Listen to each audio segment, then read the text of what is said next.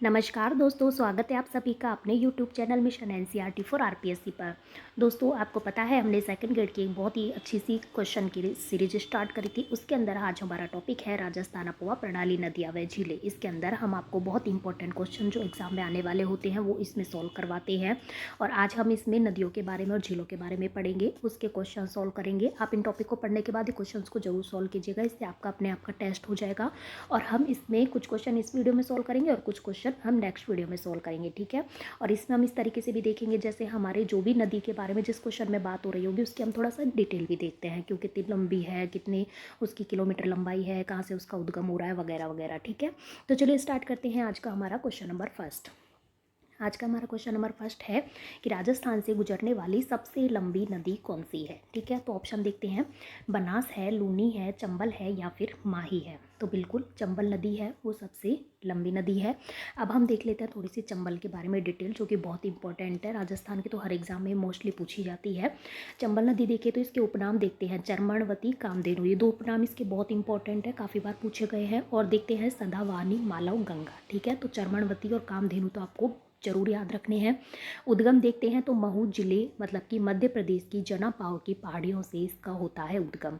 राजस्थान में प्रवेश देखें तो भैंसरोडगढ़ जो कि चित्तौड़ में है, भैंसरोडगढ़ के समीप से प्रवेश कर चित्तौड़गढ़, कोटा, बूंदी, सवाई माधोपुर, करौली, धौलपुर बहते हुए ये फिर उत्तर प्रदेश में प्रवेश कर जाती है, ठीक है। देखिए निकलती तो मध्य प्रदेश से है, फिर राजस्थान से होते हुए फिर ये यूपी में मतलब कि उत्तर प्रदेश में प्रवेश कर जाती है। कुल लंबाई देखें तो 966 किलोमीटर इसकी लगभग कुल लंबाई है। और राजस्थान में कुल लंबाई देखें तो लगभग 153 किलोमीटर इसकी कुल लंबाई राजस्थान में है। और राजस्थान की सबसे लंबी बहने वाली ये नदी है। आगे हम बात करें क्वेश्चन नंबर सेकंड की। क्वेश्चन नंबर सेकंड है, कोठारी नदी पर मेजा बांध किस जिले में बनाया गया है। ऑप्शन देखते हैं, राजसमंद, उदयपुर, चित्तौड़गढ़ या फिर भीलवाड़ा। तो इसका सही जवाब क्या हो जाएगा, बिल्कुल भीलवाड़ा में मेजा बांध कोठारी नदी पर बनाया गया है। तो भीलवाड़ा, डी ऑप्शन इसका सही जवाब हो जाएगा। इंपॉर्टेंट क्वेश्चन है, पूछा भी गया है। मेजा बांध का आपको याद रखना होगा। कोठारी नदी पर यह भी पूछा जाता है कौन सी नदी पर है, तो बिल्कुल कोठारी नदी पर ये बांध बनाया गया है। और ये कहाँ बनाया गया, भीलवाड़ा में बनाया गया, ठीक है। आगे यदि हम बात करें क्वेश्चन नंबर थर्ड की, तो निम्न में से कौन सा नदी समूह सांभर झील में गिरता है, ठीक है।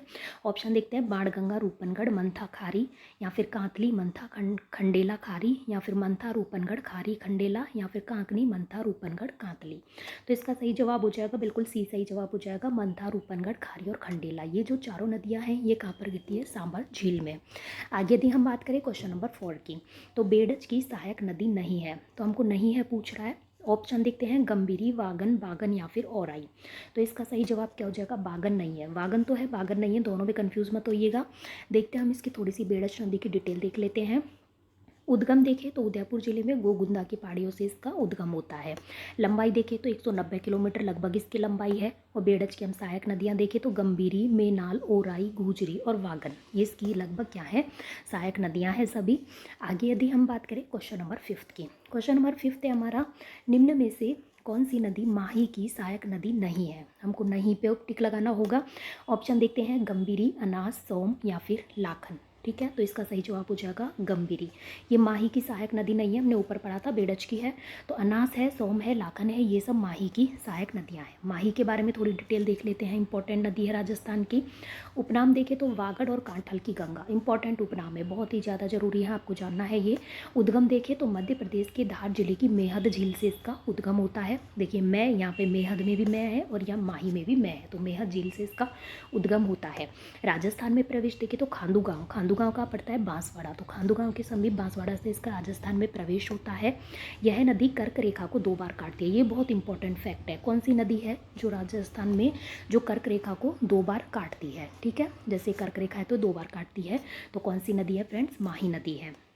इसकी कुल लंबाई देखें तो 576 किलोमीटर लगभग है। राजस्थान में लंबाई देखें तो 171 किलोमीटर के लगभग है।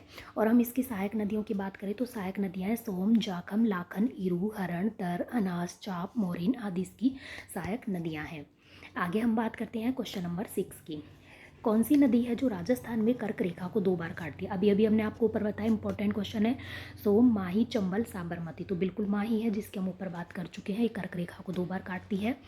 आगे यदि हम बात करें क्वेश्चन नंबर 7, राज्य में वागड़ और कांठल की गंगा कहलाती है? ये भी हमने आपको ऊपर बताया है, सोम, माही, बनास नदी या फिर साबरमती नदी। तो इसका सही जवाब हो जाएगा माही नदी। माही नदी को वागड़ और कांठल की गंगा कहा जाता है। आगे यदि हम बात करें, क्वेश्चन नंबर 8, राज्य में जवाई नदी किन 2 जिलों की सीमा बनाती है? कौन सी जवाई नदी? ऑप्शन देखते हैं, पाली और सिरोही, पाली और बाड़मेर, जालोर और पाली, जालोर और सिरोही। तो इसका सही जवाब क्या हो जाएगा? पाली और सिरोही। जवाई नदी है वो 2 जिलों की सीमा बनाती है, किस किस की? पाली और सिरोही की। आगे यदि हम बात करें क्वेश्चन नंबर 9 की, निम्न में से कौन सी नदी लूनी की सहायक नदी नहीं है? नहीं पूछ रहा है, ऑप्शन देखते हैं, बनास, जवाई, सूकड़ी या फिर जोजरी। तो इसका सही जवाब क्या हो जाएगा? बनास है वो लूनी की सहायक नदी नहीं है। बाकी जवाई है, सूकड़ी है, जोजरी है, ये किसकी सहायक नदियाँ हैं? लूनी की सहायक नदियाँ हैं। अब हम देख लेते हैं लूनी नदी के बारे में, जो कि राजस्थान की एक इम्पोर्टेंट नदी है। उपनाम देखें तो मरुआशा, मरुआशा मतलब मरु की मतलब मरुस्थल की आशा, मरुस्थल में बहने वाली नदी है। और एक है लवणवती, ठीक है, दोनों ही नाम इम्पोर्टेंट हैं। उद्गम देखते हैं तो अजमेर में नागपाड़ से इसका उद्गम होता है। कुल लंबाई देखें तो 350 किलोमीटर लगभग है, और राजस्थान में देखें तो लगभग 330 किलोमीटर है। और सहायक नदियों की बात करें तो जवाई, बांडी, लीलड़ी, गुहिया, सूकड़ी, सागई आदि इसकी सहायक नदियाँ हैं, ठीक है। आगे यदि हम बात करें क्वेश्चन नंबर 10 की, लूनी नदी का जल किस झील के निकट खारा हो जाता है? लूणकरणसर, सांभर, डीडवाना या फिर पचपदरा। तो इसका सही जवाब क्या हो जाएगा? पचपदरा के निकट इसका जो इस झील का जो पानी है वो क्या हो जाता है? खारा हो जाता है लूनी नदी का। पचपदरा झील के निकट लूनी नदी का पानी खारा हो जाता है, इससे पहले तक इसका पानी मीठा रहता है, ठीक है। तो इसके बाद ये कैसी हो जाती है? लवणीय नदी हो जाती है, ठीक है। तो आपको याद रखना होगा पचपदरा इसका सही ऑप्शन है, ठीक है फ्रेंड्स। तो आज की वीडियो में हम आपके लिए 10 क्वेश्चन लाए हैं, और हम नेक्स्ट वीडियो में बात करेंगे आगे के नेक्स्ट क्वेश्चंस की। तो चलिए फ्रेंड्स, आई होप आपके वीडियो और चैनल पसंद आया होगा। यदि आपको वीडियो पसंद आता है तो वीडियो को लाइक कीजिए, चैनल को सब्सक्राइब कीजिए, ज़्यादा से ज़्यादा शेयर कीजिए।